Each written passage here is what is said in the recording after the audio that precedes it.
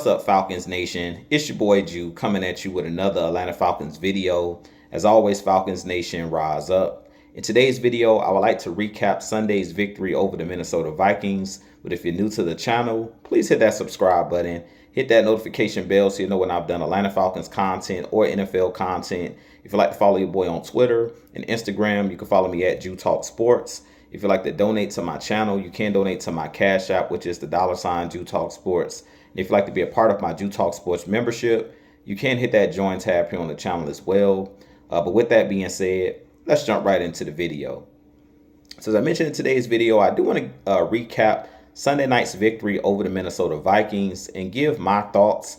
So first off, I want to take hats off to the coaching staff, Raheem Morris, Jeff Ulbrich, Zach Robinson. They did make the proper adjustments in this second week's game against the Minnesota Vikings. I thought that it was a brilliant game plan on the offensive side and the defensive side of the ball. First off, on the offensive side of the ball, we ran the ball really well. We won the trenches. Our offensive line played a lot better in that second game than we did in the first game against the Tampa Bay Buccaneers as far as establishing the line of scrimmage. And Bijan Robinson and Tyler Algier ran for over 200 yards in the game. So we definitely dominated the Minnesota Vikings, which have a really good defense. And I feel like we did a really good job in this game of keeping the Minnesota Vikings crowd out of the game and keeping them off balance. Early in the game, we seen that Minnesota was able to get pressure on Michael Penix, and we couldn't really hear due to the crowd noise. Penix was having a hard time getting the plays in on time and things of that nature. And we really settled, he would really settled down throughout the game because Zach Robinson will turn to the running game and allow Bijan Robinson and Tyler Algier to take over the game. I feel like the Falcons could have thrown the ball a little bit better in the game, but how many times have I talked about in last season with Zach Robinson where you're having success running the ball and then all of a sudden you go 5 wide or you try to throw the ball and it ends up in an interception or a batted pass or a holding, which takes the momentum and air out of the team. I really feel like he did a good job of riding that momentum. Once Bijan Robinson started off the game almost breaking that first run for a touchdown, he ran for like 30 or 40 yards.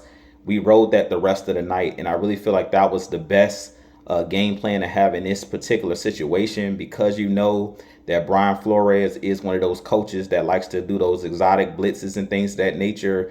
And because the crowd noise was a factor, which makes it hard to hear the snap count and things of that nature, it gives the opposing defense a leg up as far as they have that split second where they can, blitz the quarterback or rush the passer. And I really felt like because we ran the ball the way that we did, we kept Minnesota and that great defense on its heels all night. We didn't allow their defense to get going, and pretty much we dominated them in the trenches. So great game plan by Zach Robinson on the offensive side of things. Down the defensive side of things, I think that Jeff Ulbrich did a wonderful job as well. Him running those 5-man fronts, those bear fronts is what they call it, where he had guys like Caden Ellis on the edge of the line, which Caden Ellis is a really good linebacker as far as setting the edge. And we did a good job in stopping their run and setting the edge and basically getting after J.J. McCarthy all night. The rookies played really, really well, but the defense as a collective played really, really well. Didn't give up any touchdowns in that Sunday night game, but you had guys like James Pierce Jr. get his first sack. You had Brandon Dorlus get in on the action with a sack and a half in this game. Ruka Rororo had a sack. Pretty much all of those guys up front, the front seven. Leonard Floyd ended up with a sack. Jalen Walker showed why he was the first round draft pick, coming off the edge and bending the edge and getting a sack as well on McCarthy and Zach Harrison. All of those guys got in, and we did a good job of setting the tone also on the defensive side of the ball. When I talk about dominating in the trenches, we definitely won the line of scrimmage on both sides of the ball. We played on their side of the line of scrimmage all night long and pretty much kept JJ rattled all night, being a first-year starting quarterback for the Minnesota Vikings. Especially, on the defense, we did a really good job of not allowing JJ to have enough time to throw the ball down the field to Jefferson. Pretty much for the most part, we kept Jefferson out of the game, kept him frustrated. He only had the one big catch at the end of the half where AJ Terrell goes down with injury, and he has the double move.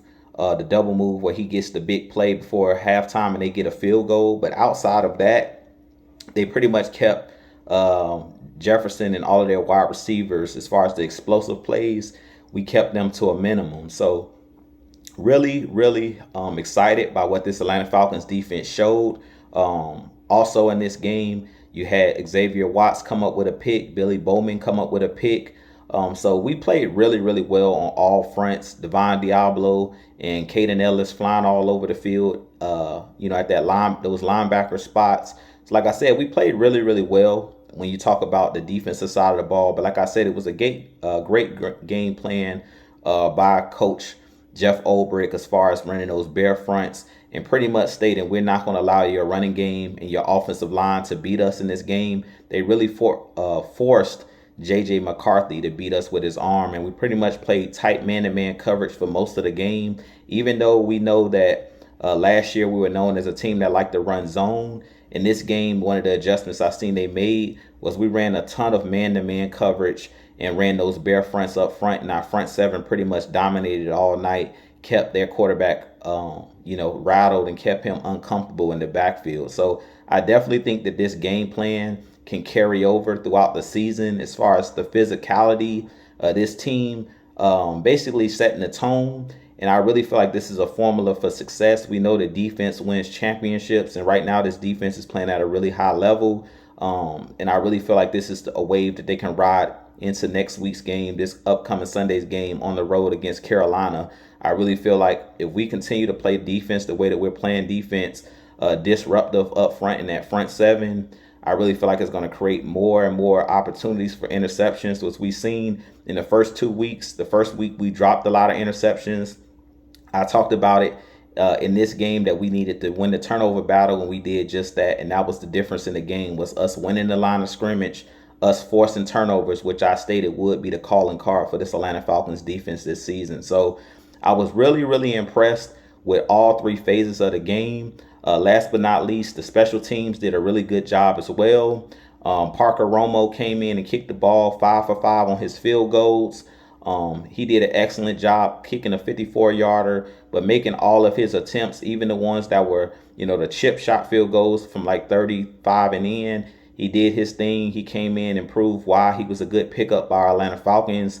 And I feel like the coaching staff with Raheem Morris, he made the right decision. As I talked about, being the head coach, you have to have your hand on the pulse of the team to know when and when to make changes and things of that nature. He talked about last season during the offseason coming into this season that he didn't do a good job of making adjustments and as far as benching Kirk Cousins and things of that nature, where it looks like Raheem Morris has learned the error of his ways with him benching Younghoe Koo. Even though Younghoe Koo is somebody he has a great relationship with, he's been known him since he was first here with our Atlanta Falcons. But I think he did the right thing in benching Younghoe Koo because Koo had lost confidence, and he did a good job of bringing in Romo, who proved that was the right move by going 5 for 5 from his field goals and his PATs. So with that being said, I have a lot more content coming for you guys.